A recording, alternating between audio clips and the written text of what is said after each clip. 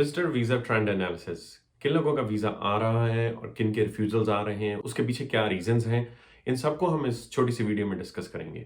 आप पूरी वीडियो देखिए और उसके बाद आपको सारा समझ आ जाएगा कि अगर आपने अपनी एप्लीकेशन लगानी है, किन डॉक्यूमेंट्स की ज़रूरत है और अगर आप अपनी एप्लीकेशन ऑलरेडी सबमिट कर चुके हैं, तो आप अंदाज़ा लगा सकते हैं कि आपके वीज़ा के आने के चांसेस कितने हैं। अगर आप अपना वीज़ा खुद अप्लाई कर रहे हैं, किसी एजेंट के थ्रू अप्लाई कर रहे हैं, होटल बुकिंग के बेसिस पे कर रहे हैं या आप अपना वीज़ा अप्लाई कर रहे हैं, आपको कोई इनवाइट कर रहा है, आपका कोई इमीडिएट फैमिली मेंबर कनाडा में है या आपका एक्सटेंडेड फैमिली मेंबर कनाडा में है या आप फ्रॉम कनाडा अपने पेरेंट्स को बुलाना चाह रहे हैं, तो आप ये वीडियो ज़रूर देखें। मेरा नाम है मनप्रीत, मैं एक रेगुलेटेड कनेडियन इमिग्रेशन कंसल्टेंट हूँ based out of Canada, registered with CICC, also known as ICCRC। इस वीडियो को हमने 3 हिस्सों में डिवाइड किया है। जो पहला पार्ट है वो है फाइनेंसेस, सेकंड में हम डिस्कस करेंगे डॉक्यूमेंट चेकलिस्ट एंड तीसरे में हम बात करेंगे सबमिशन लेटर के बारे में। तो चलिए हम पहले बात करते हैं फाइनेंसेस के बारे में। तो जब हम फाइनेंसेस की बात करते हैं तो इसमें हम देख सकते हैं कि जो रीसेंट हमने एनालाइज किया है, जो रीसेंट विजिटर वीज़ा अप्रूवल्स आ रहे हैं,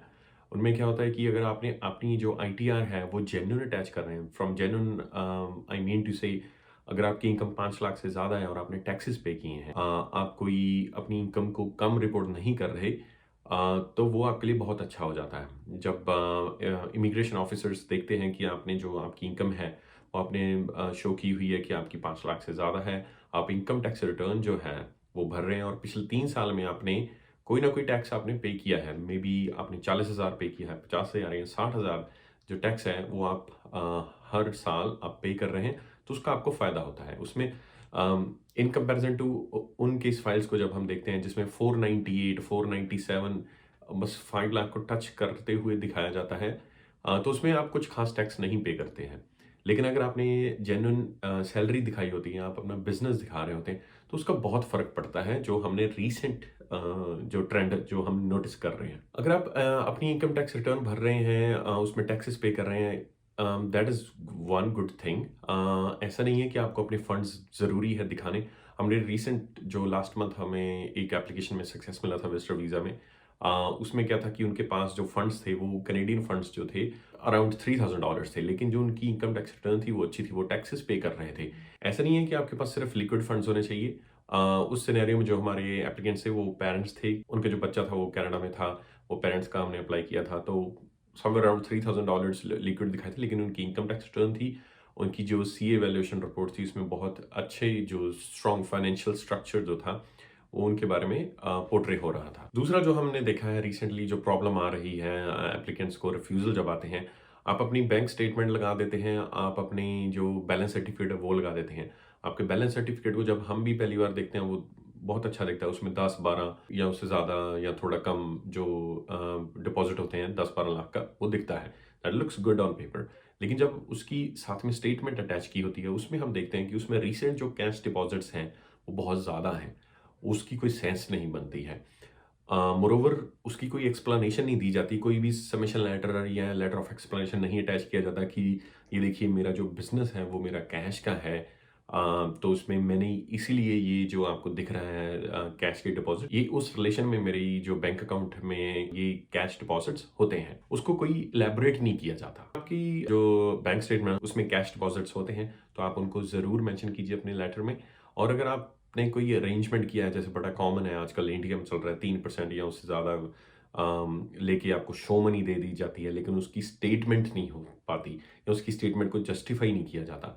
तो ये जो है यहाँ पे दिक्कत आती है। अगर आप अपना बिज़नेस रन करते हैं, तो आप डोंट फॉरगेट अपने बिज़नेस के फाइनेंशियल्स अटैच कीजिए, अपने बिज़नेस के P&L शो कीजिए, बैलेंस शीट लगाएँ और सब जो भी पॉसिबल है वो दिखाएँ, अपनी फ़ोटोज़ अटैच कीजिए, कि ये देखिए ये मेरा बिज़नेस है। अपने वेंडर्स से लेटर इश्यू करवाइए, या जो वेंडर्स को आप पे करते हैं या आपको कहीं से पेमेंट्स रिसीव होती हैं, उनके सारे जितने डॉक्यूमेंट्स हैं उनको अटैच कीजिए, प्लस उनको इलैबोरेट कीजिए, उनको डिस्कस कीजिए एक लेटर ऑफ एक्सप्लेनेशन में कि ये मेरे ये 3 या 4 मेरे वेंडर्स हैं, उनके साथ मैं काम करता हूँ, इतनी मेरी बिज़नेस की इनकम है, ये मेरी फ़ोटोज़ हैं मेरे बिज़नेस की, बिज़नेस सेटअप की, और ये मेरी पर्सनल रिटर्न है जो मैं भरता हूँ। जब आप अपने बिज़नेस के टर्नओवर को इलैबोरेट करेंगे, उसको दिखाएँगे, तो उसका बहुत अच्छा इंप्रेशन पड़ता है जो वीज़ा ऑफ़िसर हैं उनके पास। नेक्स्ट हम बात करेंगे पुअर सबमिशन ऑफ डॉक्यूमेंट्स। हमने देखा कि रीसेंट जो रिफ्यूज़ल्स हैं, उसमें वीज़ा ऑफ़िसर्स ने भी कई बार मेंशन किया होता है कि इतनी पुअर तरीके से डॉक्यूमेंट्स अपलोड किए हैं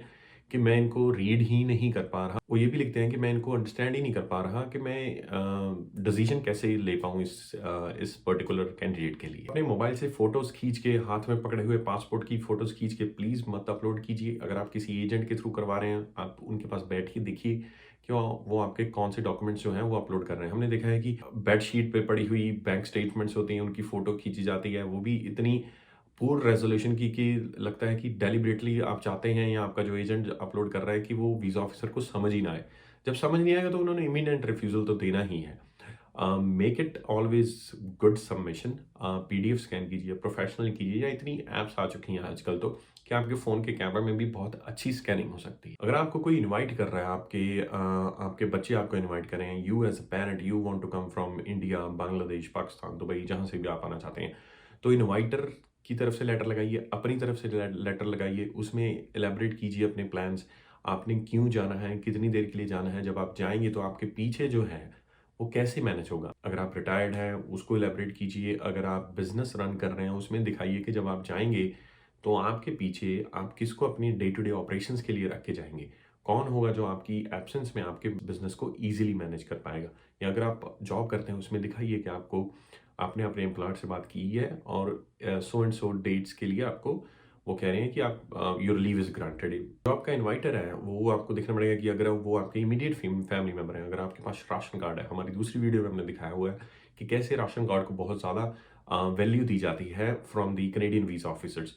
तो राशन कार्ड अटैच कीजिए, फैमिली ट्री बना के दिखाइए। अगर आपकी एक्सटेंडेड फैमिली बुला रही है तो उसमें जितने आपने डॉक्यूमेंट्स लगा सकते हैं और एक्सप्लेन कर सकते हैं थ्रू अ फैमिली ट्री कि आप कौन हैं और जो आपको इनवाइट कर रहे हैं वो कौन है, वो आपके रिलेशन में क्या लगते हैं, वो दिखाइए। जो आपका इनवाइटर है उससे लेटर लीजिए, उनके फाइनेंशियल्स लीजिए, उनसे लिखवाइए कि आपका स्टे अरेंजमेंट कैसे होगा, do they have a house, how many rooms they have.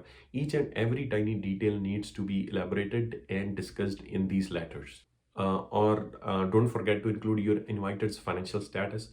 अगर वो सैलरीड हैं, अगर वो बिजनेस करते हैं तो उनकी सैलरी स्लिप्स, जिसे पे स्टब्स भी बोला जाता है, वो अटैच कीजिए। अगर वो बिजनेस रन करते हैं वो सारे डॉक्यूमेंट्स आप अटैच कीजिए अपनी एप्लीकेशन के साथ। One is submission plan. इसके बारे में हमने और भी वीडियोस बनाई हैं, लेकिन हमें ये एसेंशियल, बहुत ही एसेंशियल पार्ट है। हमें लगता है कि इसको दोबारा से डिस्कस करना चाहिए आप लोगों के साथ।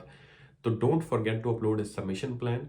उसमें आपने सारे एस्पेक्ट्स डिस्कस कीजिए आपकी एप्लीकेशन के साथ रिलेटेड। अगर आपके बच्चे हैं, अगर आपका एक बच्चा यहाँ पे है, 2 इंडिया में है, या एक इंडिया में है, या vice versa, whatever it is, उसमें दिखाइए कि उसमें डिस्कस कीजिए आपकी फैमिली कि आप क्यों वापस आएँगे। अपना बिज़नेस को डिस्कस कीजिए, अपनी प्रॉपर्टी को डिस्कस कीजिए, अपने एसेट्स, आपके मूवेबल, इमूवेबल एसेट्स को डिस्कस कीजिए। अपने बच्चों को डिस्कस कीजिए, जैसे मैंने बताया। अगर आपको कोई इनवाइट करने वाला नहीं है, आप एक बिज़नेसमैन हैं या आप जॉब करते हैं, you have very good earnings, you have good ITRs, तो उसमें दिखाइए कि क्यों आपने सोचा कि अभी ट्रैवल करना है अपनी फैमिली के साथ।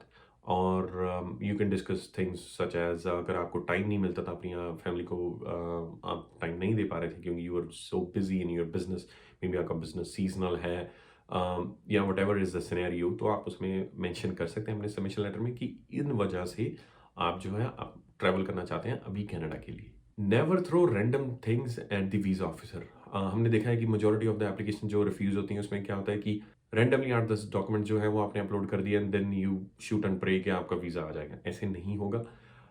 Make it always a very nice presentation. Upload the documents nicely. उसके आगे एक डॉक्यूमेंट लगाइए कि ये जो फाइल जो पीडीएफ है, इसमें शुरू में ही बताएं कि इस पर्टिकुलर पीडीएफ में ये 3 डॉक्यूमेंट हैं या ये 4 डॉक्यूमेंट हैं।